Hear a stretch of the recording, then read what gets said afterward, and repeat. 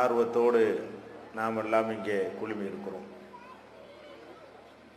இது முழுக்க முழுக்க கேள்வி பதில் நிகழ்ச்சியாக இருந்தாலும்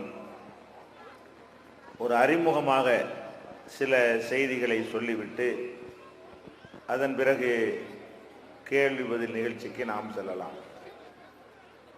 நம்முடைய வாழ்க்கை நெறியாக நாம் ஏற்றுக்கொண்டிருக்கக்கூடிய இஸ்லாம் மார்க்கம் உலகத்தில் இருக்கின்ற மற்ற எல்லா மார்க்கங்களிலிருந்தும் பல விதங்களிலே வேறுபட்ட மார்க்கமாக நமக்கு வழங்கப்பட்டிருக்கிறது. இந்த மார்க்கத்திற்கே உள்ள எத்தனையோ தனிச்சிறப்புகளை உலகத்தில் உள்ள எந்த மார்க்கத்திலும், எந்த இயக்கத்திலும், எந்த சங்கத்திலும், எந்த கட்சியிலும், எந்த சித்தாந்தத்திலும் கூட நம்ம காண முடியாத அளவுக்கு நிறைய சிறந்த தனித்தன்மைகளை கொண்டதாக நம்முடைய மார்க்கம் அமைந்திருக்கிறது.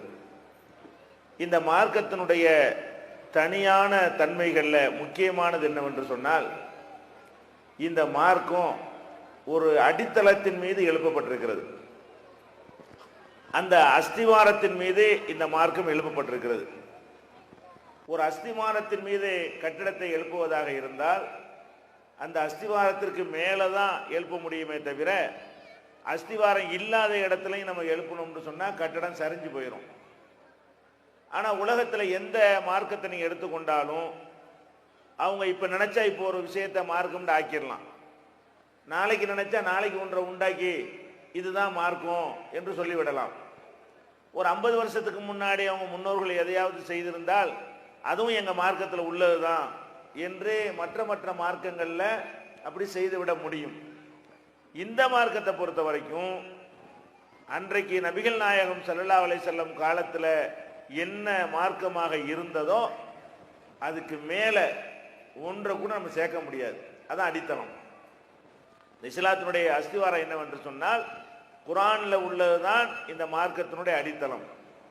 நபிகள் நாயகம் ஸல்லல்லாஹு அலைஹி வஸல்லம் அவர்கள் சொன்னது, செய்தது, அங்கீகரித்தது, இவைகள் தான் இந்த மார்க்கத்தினுடைய அடித்தளம். இந்த அஸ்திவாரத்தின் மேலே தான் நம்ம எதையும் எழுப்பிக்கிட்டு போகணுமே தவிர, இந்த அஸ்திவாரத்திற்கு வெளியே நின்று எழுப்புவதற்கு முழுமையாக இந்த மார்க்கம் தடை செய்கிறது.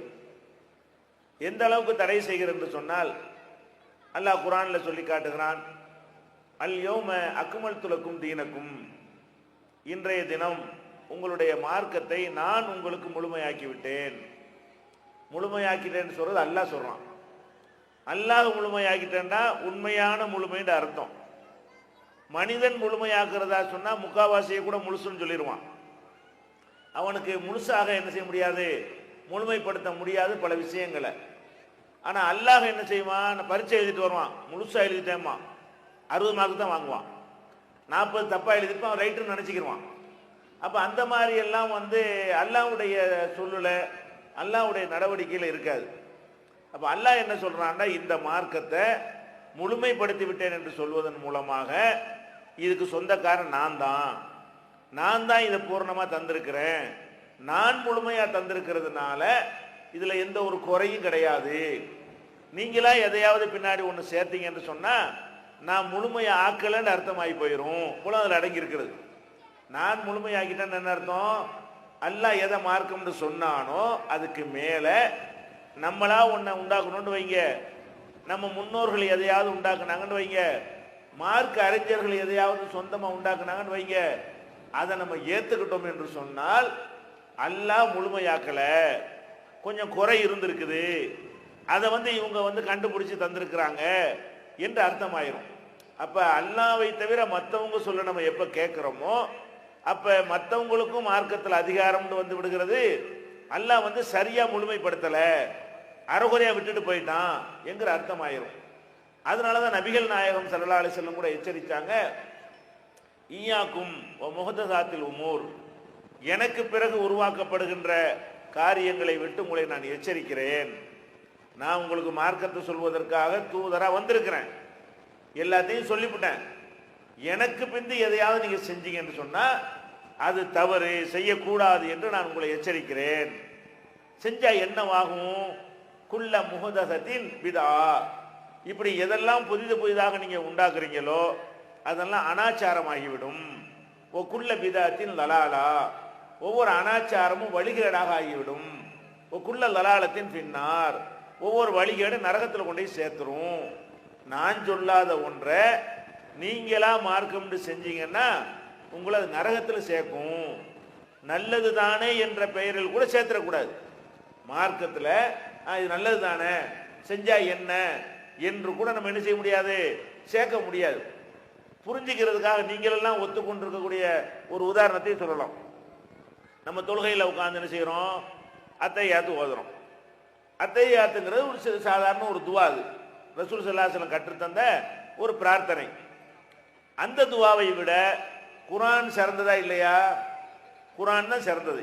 இருக்கிற கலாமுலைய பேச்சுக்கள்லையே சிறந்தது எது? குர்ஆன் தான் சிறந்தது. ஒருத்தன் அத்தையாத்தில் உட்காந்துக்கிட்டு இது அத்தையாத்து, அதை விட குர்ஆன் சிறந்ததாச்சே அப்படின்னு நினைச்சுக்கிட்டு யாசின் உள் குர்ஆன் வைக்கும்னு ஓதுறான். அவன் ஓதுனது சிறந்தது தான்.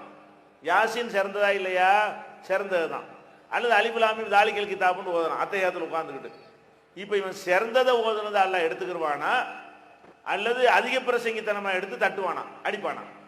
ஏன்னா நான் தான் தொழுகிற முறையை கற்று தந்திருக்கிறேன், நான் ஒரு தூதரை அனுப்பியிருக்கிறேன், இன்னென்ன இடத்துல இன்னென்ன ஓதணும்னு சொன்னா அதை செய்வியா? இதை விட அது சிறந்ததா, அதை விட இது சிறந்ததா? குர்ஆன் தானே ஓதணும், திக்ர் தானே செய்யணும், அதை சொல்லித்தரத்தானே ஒரு தூதர் அனுப்பியிருக்கிறேன். எப்போ செய்யணும் எப்படி செய்யணும்னு சொல்லிட்டாங்களா இல்லையா? அப்புறம் ஏன் நீ சேர்க்கிறேன்னு நல்லா கேட்பானா இல்லையா? இப்போ நம்ம சஜிதாவில் நம்ம சுப்ஹான ரப்பியல் ஆலான்னு சொல்கிறோம். ஒருத்தர் என்ன செய்யறான், அது ஏன் சுப்ஹான ரப்பியல் ஆலா சொல்லணும், குல்குல்லாஹத்து சொல்லுவோமே, அது நல்லது தானே, குர்ஆன் தானே, அது ரொம்ப சிறந்தது தானே, அப்படியே தொழுகை செல்லுமா? செல்லாது. குர்ஆன் சிறந்ததுங்கிற விஷயம் வேற, இதுல ஏன் சேர்க்கிற, அது தனியாக ஓதிட்டு போ. தொழுகைன்னு ஒரு முறையை ரசூலுல்லாஹ் கற்று தந்திருக்கும் பொழுது அதுக்குள்ள கொண்டு போய் எதையா திணிச்சிங்கன்னு சொன்னா, நல்லதை திணிச்சாலும் என்னவாயிரும், அது ஏற்றுக்கொள்ளப்படாது. சீனி நல்லது தான், கறி குழம்புல கூட போட முடியுமா? சீனி நல்லதுன்னா சீனி டீல போட்டால் குடிக்கலாம். நீங்க என்ன செய்றீங்க, இறைச்சி ஆக்கி வச்சுக்கிட்டு 2 கிலோ சீனி உள்ள தட்டி சீனி நல்லது தானே நான் போட்டேன்னா அதை ஏற்றுக்குருவீங்களா? அதையும் ஏற்றுக்கிற மாட்டீங்கன்னா மார்க்கத்தில் மட்டும் ஏற்றுக்குருவீங்களா? நீங்க அதை ஒத்துக்கிற மாட்டீங்களா இல்லையா?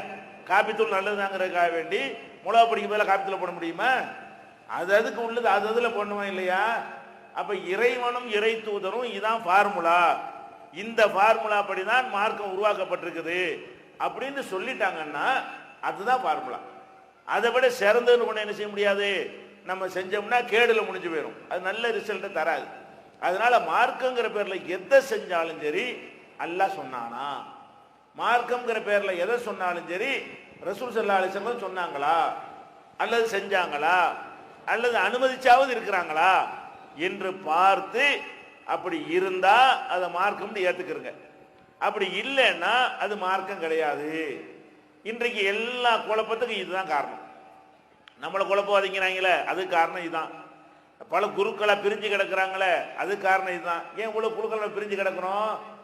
அவன் அஜர்த்து சொன்னது சரிங்கிறான், இவன் ஒரு அஜர்த்தை வச்சுக்கிட்டு இவர் சொன்னது சரிங்கிறான், அவன் ஒரு சேகு பிடிச்சிக்கிட்டு அவர் சொன்னது சரிங்கிறான், இவன் ஒரு பெரியாரை பிடிச்சிக்கிட்டு அவர் சொன்னது சரிங்கிறான், அவன் ஒரு மௌலானா பிடிச்சிக்கிட்டு அவர் சொன்னது சரிங்கிறான். அப்ப 72 கூட்டமும் ஆவத்தானே செய்யும். எல்லாரும் சேர்ந்து அந்த ஒரு ஆள் சொன்னது சரின்னா முடிஞ்சு போச்ச கதை. நபிகள் நாயகம் ஸல்லல்லாஹு அலைஹி வஸல்லம் எதை சொன்னாங்களோ அதான் சரி, மற்ற யார் சொன்னாலும் எங்களுக்கு தேவையில்லை. நம்ம அனைவருமாக சேர்ந்து அல்லாஹ்வுடைய வேதத்தை பிடித்து கொண்டால், நம்ம அனைவருமாக சேர்ந்து ரசூலுடைய போதனையை பிடித்து கொண்டால் இந்த குழப்பம்லாம் தீர்ந்து போயிடும், எல்லா பிரச்சனையும் அடிபட்டு போய்விடும். இது மாதிரி எல்லாம் அவன் சொன்னா இவன் சொன்னான்னு கேட்ட காரணத்தினாலதான் மார்க்கத்தில் தடுத்த விஷயங்கள்லாம் மார்க்கம் ஆயிடுது. கபூர் கட்டுறதுக்கு மார்க்கத்தில் அனுமதி இல்லை, தர்கா கட்டுறோம். நம்ம எதனால கட்டுறோம்? அதை பார்க்காம அஜர்த்தை பார்த்ததுனால தான். எதனால கட்டினீங்க? அல்லாஹ்வுடைய வேதத்தை பார்த்தா கட்டியிருப்பானா? அல்லாஹ்வுடைய ரசூல் என்ன சொன்னாங்கன்னு பார்த்துருந்தா கட்டியிருப்பானா?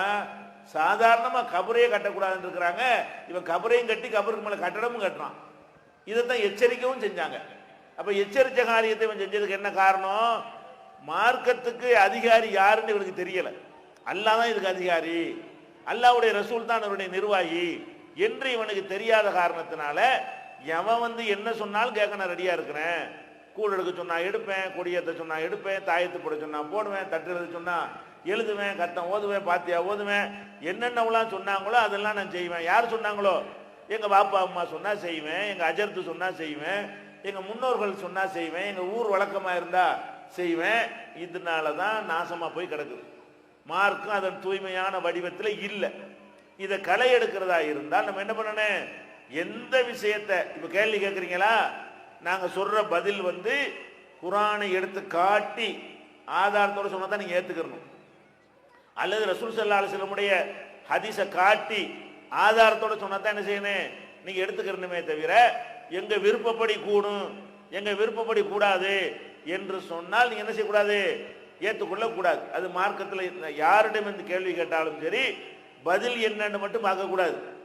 பதிலுக்கு சொன்ன ஆதாரம் என்னன்னு பார்க்கணும். பதிலையும் பார்க்கணும். கூடுமா கூடாதான்னா ஏதோ ஒன்று சொல்லுவாங்க, அதை மட்டும் பார்க்கக்கூடாது. கூடும்னு சொன்னதுக்கு இவர் என்ன ஆதாரத்தை வச்சிருக்கிறார், கூடாதுன்னு சொன்னதுக்கு என்ன ஆதாரத்தை காட்டுறாரு, இதை பார்த்து அந்த ஆதாரம் இதுக்கு பொருந்துதான்னு பார்க்கணும். விட்டு அடிப்பாங்க, என்னதையா ஒன்று சொல்லிவிட்டு இந்த ஆயத்தை ஆதாரம்ன்றவாங்க, அந்த ஆயத்தில் அது இருக்காது. அப்ப முதல்ல என்ன செய்யணும்? எந்த ஒரு விஷயத்தை நீங்கள் மார்க்க தீர்ப்பு யாரிடத்துல எந்த காலத்தில் நீங்க கேட்பதாக இருந்தாலும் கேட்டுக்கொள்ளுங்கள். சுன்னத் ஜமாத் ஆள்கள்ட்ட கூட நல்லா போய் கேள்வி கேளுங்க, தப்பு கிடையாது. தப்லீக் ஆள்கள்ட்ட கூட போய் கேளுங்க, தப்பு கிடையாது. பதில் எப்படி இருந்தா நீங்க ஏத்துக்கிறனே? அவர் சொல்ற பதிலுக்கு இந்த வசனம் தான் இருக்கு ஆதாரம், நான் சொன்ன பதிலுக்கு இந்த ஹதீஸ் ஆதாரம் அப்படின்னு அவர் சொல்லணும். அந்த குர்ஆனிலும் அந்த ஹதீஸிலும் அந்த பதிலுக்குரிய அடித்தளம் இருக்க வேண்டும். இந்த பதிலுக்குரிய ஆதாரம் அதற்குள்ள என்ன செய்யணும்? அடங்கி இருக்க வேண்டும். அப்படி இருந்தால் மட்டும்தான் நீங்க ஏற்றுக்கொள்ளணுங்கிறத தெளிவுபடுத்திக்கிட்டீங்கன்னா ஒரு காலத்துல நம்ம என்ன செய்ய மாட்டோம்? வழி தவற மாட்டோம் அப்படின்னு ரசூல் ஸல்லல்லாஹு அலைஹி வஸல்லம் சொல்லிட்டாங்க. லன் ததில்லு மா தமஸ்ஸக்தும் பிஹிமா, அந்த இரண்டையும் பலமாக பிடித்துக் கொள்ளும் வரை நீங்கள் வழி தவறவே மாட்டீர்கள். அந்த ரெண்டை விட்டுட்டு 3க்கு போனோம், 4 போனோம், 5 போனோம், நம்ம வழி தவறி விடுவோம். அல்லாஹ் சொன்னானா ரசூல் சொன்னாங்களா நின்று பாருங்க. நம்மளை எவனாலும் கெடுக்கல. எந்த மந்திரவாதி, அஜர்த்து, மௌலானா, ஷேக், பெரியார் எவனாலையும் நம்மளை அசைக்கவே முடியாது. அப்ப நம்ம இந்த ஒரு அடிப்படையை நீங்கள் மனசில் வைத்துக் கொண்டு, இந்த அடிப்படையில் தான் உங்களுக்கு பதிலும் சொல்லப்படும். அதை கவனத்தில் வைத்துக் கொண்டு இந்த நிகழ்ச்சி என்ன செய்வோம்? நம்ம எதற்காக நடத்தப்படுகிறதோ அந்த முக்கியமான கேள்வி பதிலுக்குள்ள நம்ம செல்வோம்.